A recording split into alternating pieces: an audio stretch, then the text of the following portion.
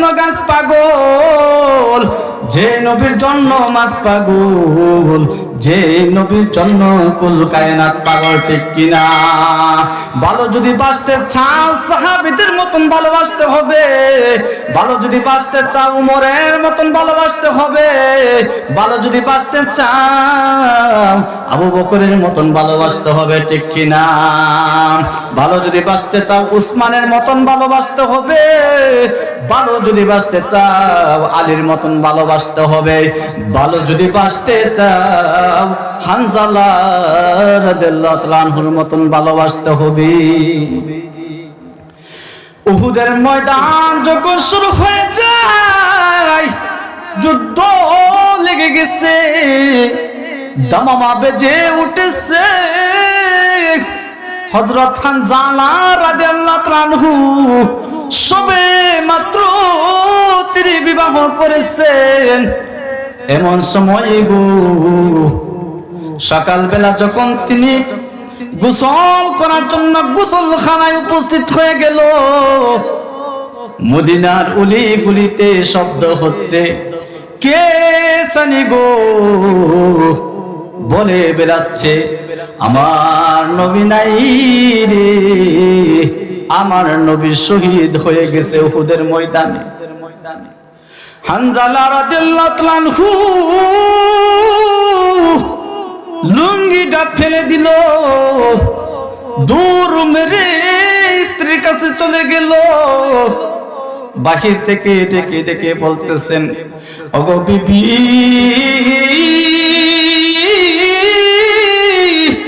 তাড়াতাড়ি দাও, আমার খোলা তরবারিটা আমাকে তাড়াতাড়ি দাও।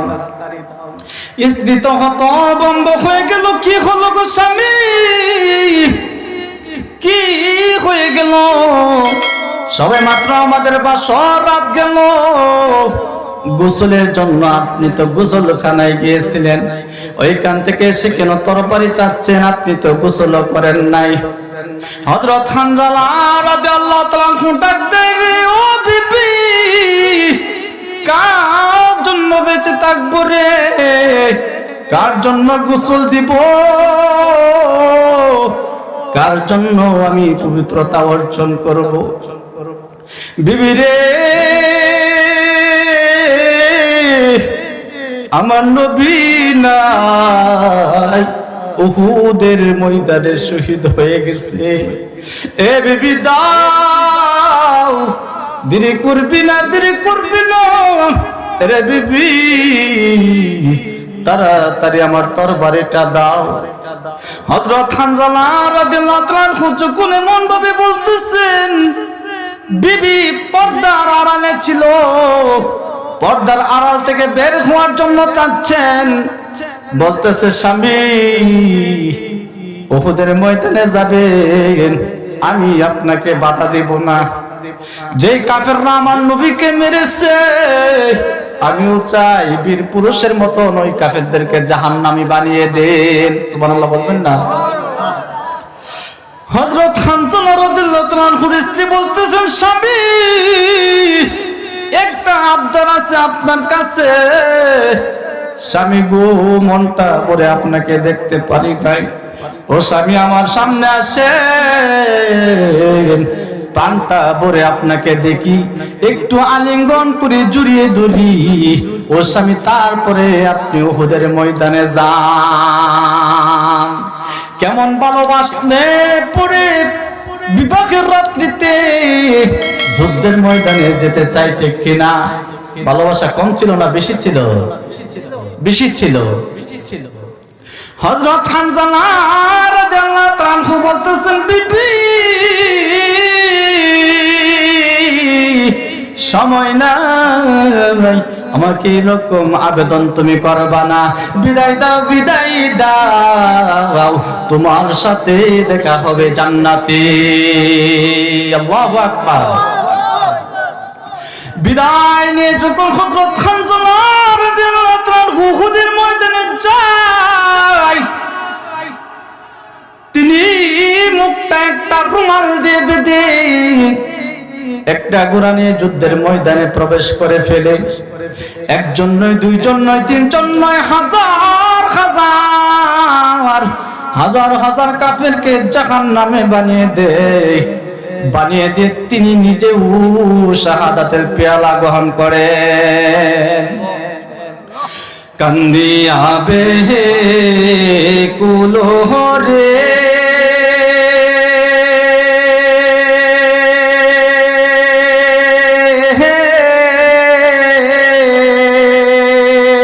হানজালা শহীদ রে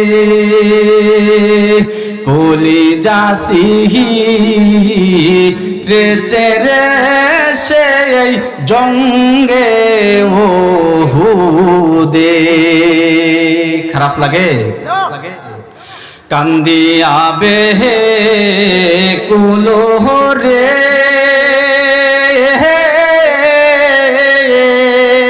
হানজালা শহীদ রে কলিজা সিহি রেছে রে সেই জঙ্গে ওহুদে।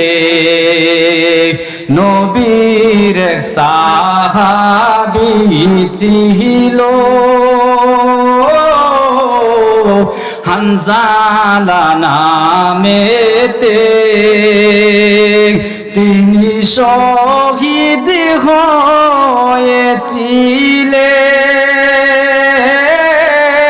হয়েছিলেন বিবাহের রাত্রিতে রে গিয়ে জঙ্গে ওহুদে। নবীর ডাকে আহাদার রাহাতে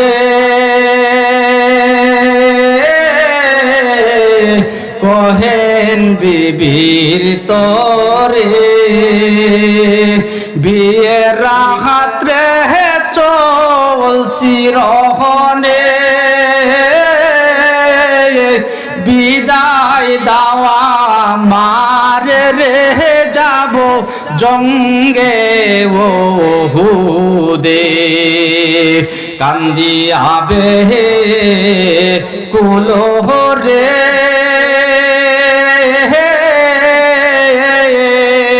হানজালা শহীদ রে কলিজা সিহি রেছে রে সেই জঙ্গে ওহুদে। যুদ্ধে গেলেন শহীদ হইলেন নাপাক হালতে, নবী জেনে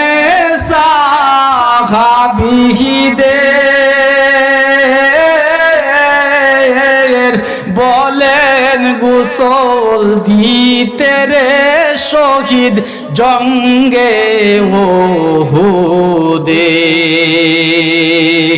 এমনি গাইবি আওয়াজ নবীজি পাইলেন শুনিতে, হানজালার গোসল হবে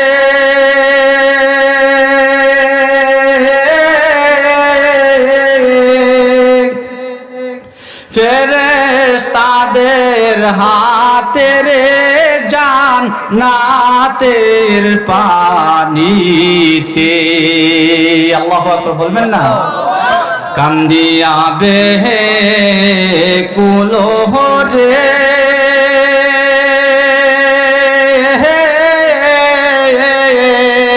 হানজালা শহীদ রে কলিজা সিহি রেছে রে সেই জঙ্গে ওহুদে।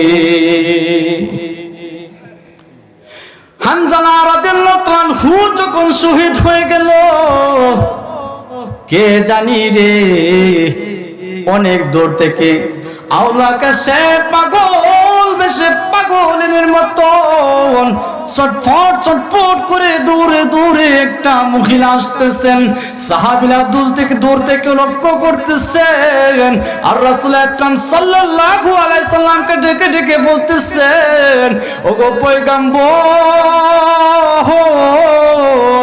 কে জানি গো, অনেক দূর থেকে পাগল বেশে আপনার দিকে একটা মহিলা দৌড়ে আসতেছে।